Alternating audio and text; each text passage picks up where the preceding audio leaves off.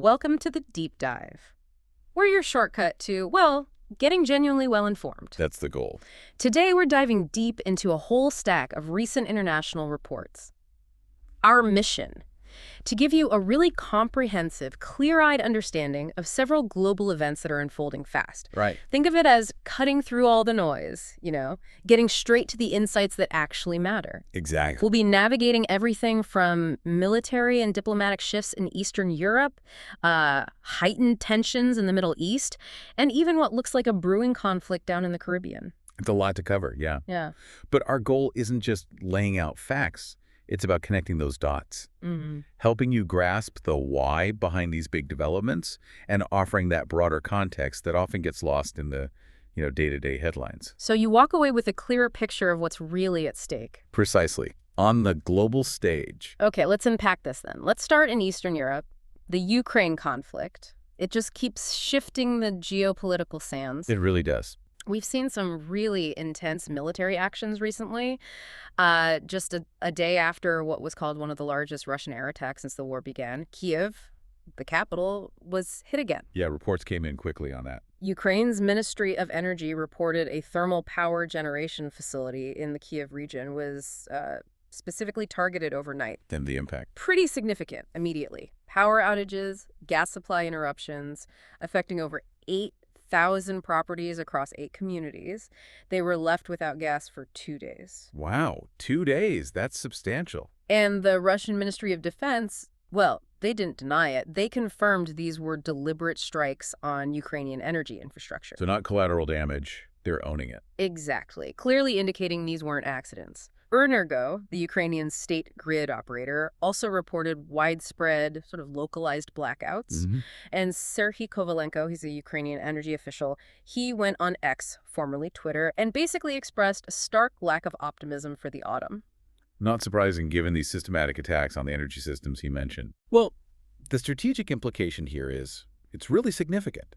Russia overtly confirming it's targeting energy infrastructure, especially with colder months, looming. Right, winter is coming. These actions, they move beyond conventional military targets.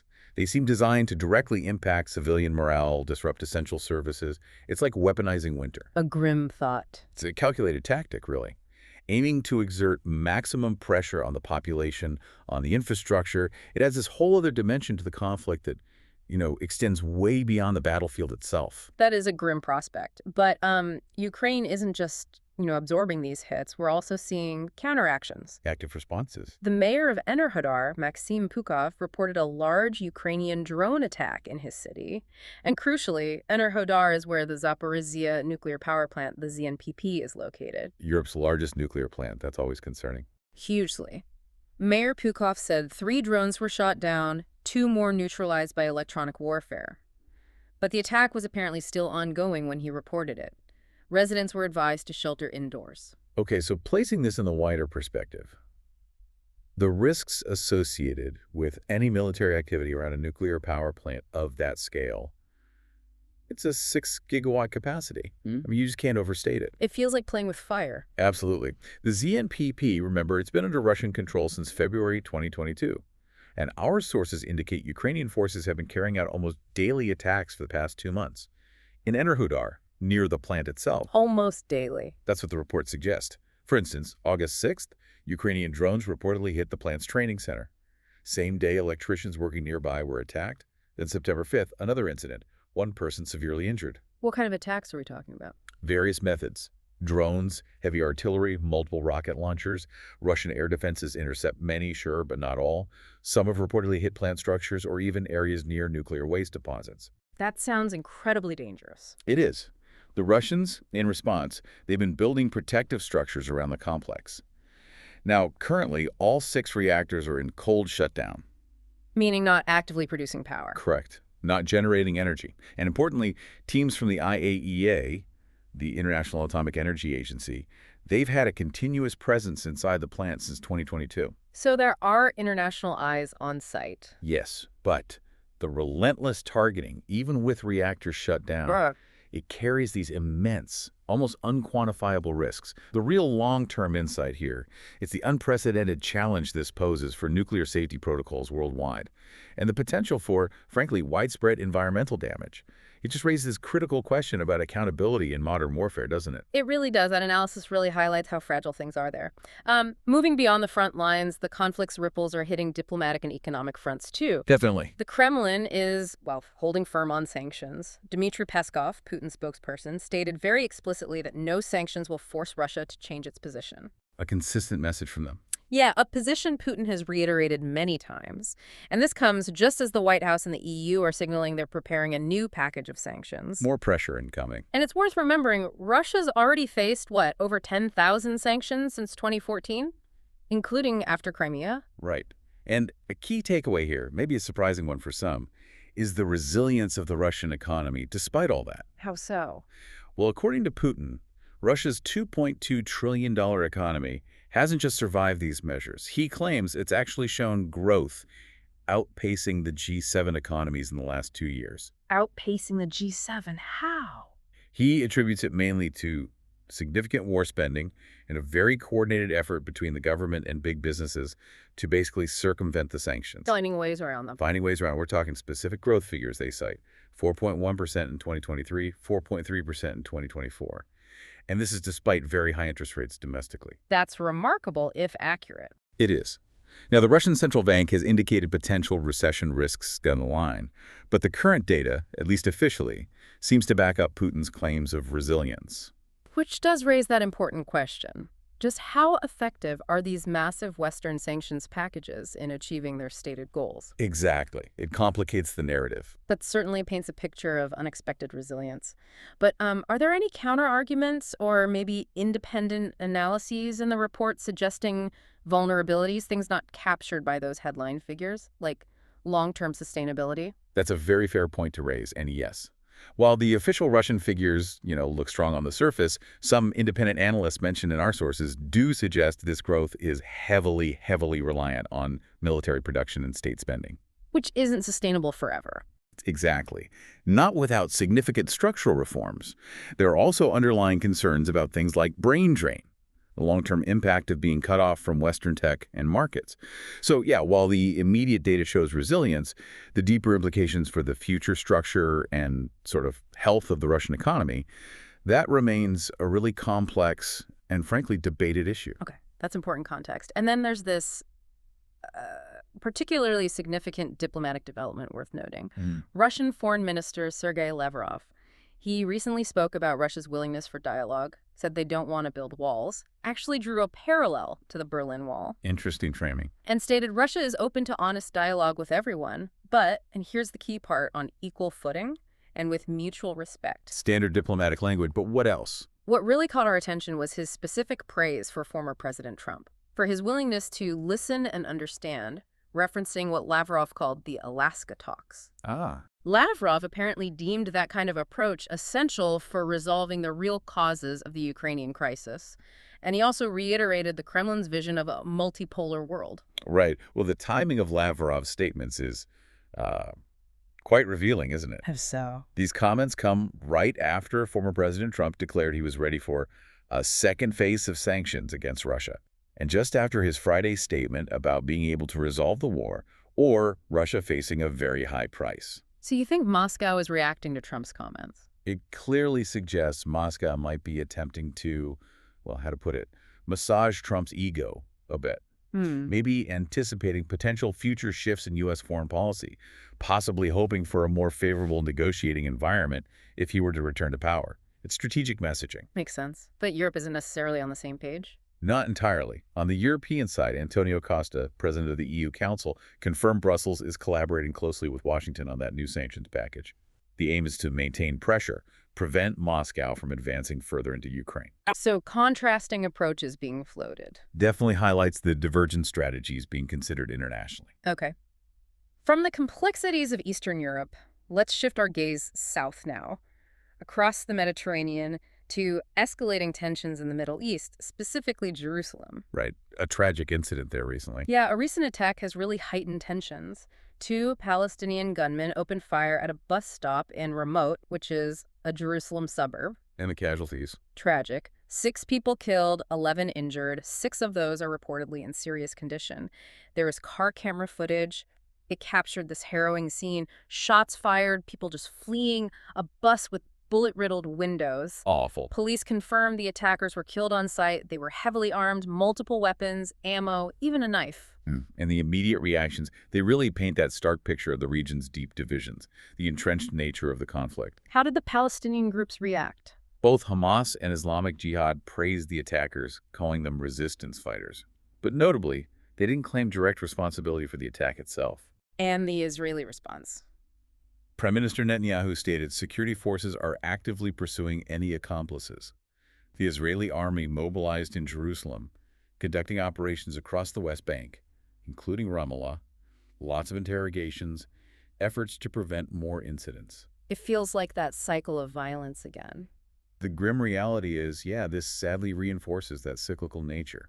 Each act of aggression seems to just beget another, trapping communities in this tragic ongoing loop. It's heartbreaking. Broadening out, the international response has also been pretty swift and severe in some cases. Particularly from the UN. Exactly. Volker Turk, the UN High Commissioner for Human Rights, he delivered one of the most condemning criticisms against Israel we've heard since the conflict in Gaza began. Strong words.